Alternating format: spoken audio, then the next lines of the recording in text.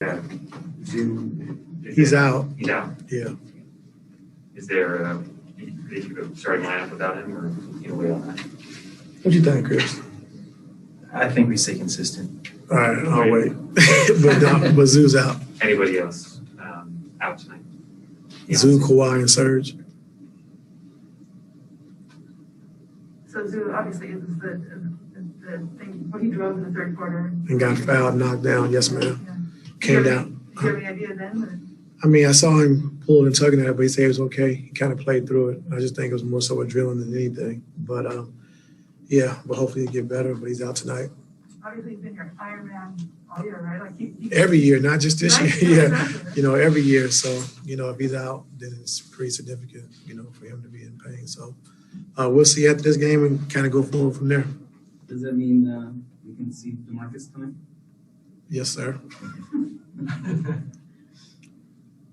DeMarcus gave you some big minutes. I can't remember which game it was, but I mean, Game one. Yeah. Do you think he could, you know, be good in a significant role? Yeah, I think so. I mean, he's been good his whole career, you know. And so offensively, we're going to need him, you know, a lot just to post the basketball. A lot of times he commands a double team when he does have it down there. He's a great passer when he gets it down low as well. So we're going to need him tonight, so he'll be ready.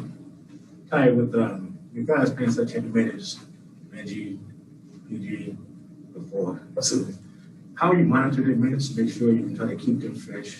Yeah, I got to do a better job with that. I think first half, just try to get through the first half, and then, you know, second half, you got to play them as many minutes as you have to. But, you know, I can see PG and Reggie getting worn down a lot, you know, especially having to make every play in that starting unit. Pretty tough on them. But, you know, it's the playoffs, so we just got to do what we got to do, you know, try to make it happen. So I got to do a better job, you know, in that first half, with just trying to get those guys the right amount of rest to try to carry them through to the second half. Go ahead, Amy. Hey, Coach, we're going to go on the Zoom to Justin Russo. Go ahead, Justin. Hey, Coach, how you doing today, man? How are you? Doing well, sir. Thank you. You know, you guys have done a good job in this series at getting to the rim and getting up threes while also keeping them in the mid-range. I know the results haven't been what you wanted, but how have you felt about the process for you guys in this series? I thought the process was getting better. You know, I think we had to change the way we played. We've been accustomed to playing small for 2 series and then bringing Zoo back into the fold as a starter. We kind of had to get used to playing that way again, that style of basketball. But I think our guys, like I said, are doing a good job of, you know, getting open shots, open threes, which we haven't made a lot this series. But, you know, Zoo's been great for us on the defensive end. You know, just him and Pat be able to kind of play that pick and roll 2-on-2 with CP and Booker. And also Zoo just rolling to the basket, getting fouled, getting to the free throw line, just having a big body and a big presence has been good for us as well. Thank you. Go ahead, Mark. It's good to see you.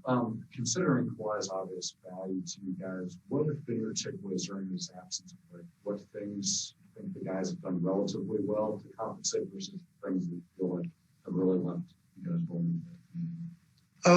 I think from a defensive standpoint, you know, our guys have really done a great job of just picking up, you know, what we want to do. And to hold this team, like I said, 84 points last game, and I think to 103 the game before that, you know, just without Kawhi being on the floor, I think it's been huge. You know, it just says a lot about, you know, the way we compete, the way we play. Once we lock into a team and understand what we want to do defensively, you know, as far as in that series, we do a great job of defending those actions. So defensively it's been great. Just offensively it's kind of hurt us because, like, you know, you play through your best player in a certain style for the whole season and then try to adapt during the playoffs, which they've done a great job of doing too. So, but the biggest thing I think that we lose from Kawhi right now, just watching the playoffs and the series, just offensively, be able to create, you know, for other guys as well.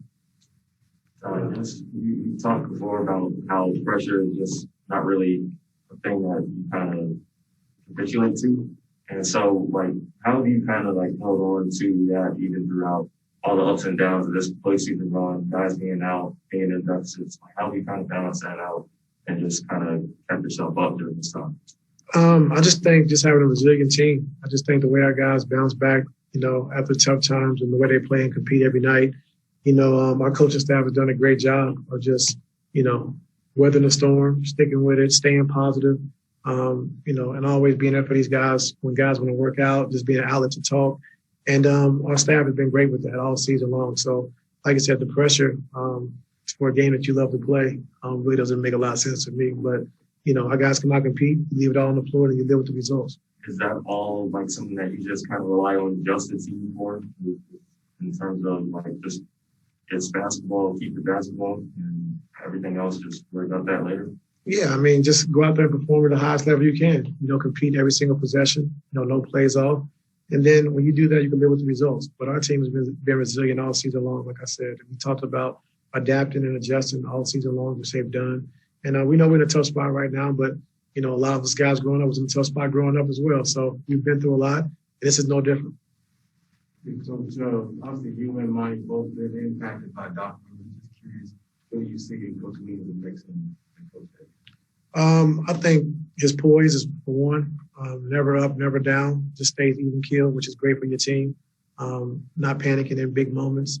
I think just the culture he's set here, these young guys believing in him, what he stands for, how he wants to play, and then bringing in CP with a Hall of Famer like Book, but then, an All-Star like Book, you bring in a Hall of Famer like CP to come in and kind of orchestrate everything. And guys are just bought into their roles and what they're trying to do and what they want to do every single night. And, Coach Williams has done a great job with that. It started last year, I think, in a bubble, once they had a chance to get back going and playing, and those young guys believing and understanding what they're trying to do. And he's put those guys in great position to be successful. Go ahead, Mary.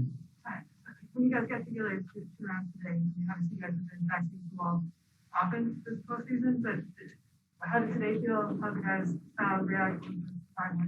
They felt pretty good. I just think it was a little downer when we found out Zoo wasn't going to play. But you hate to see, I guess, their brother, go down like that. But we're in a good place. It's been next man up mentality all season. And, we just got to go out there and do it for Zoo and do it without him tonight. Thank you, Todd. Well, thank you guys. Thank you, sir. Yeah.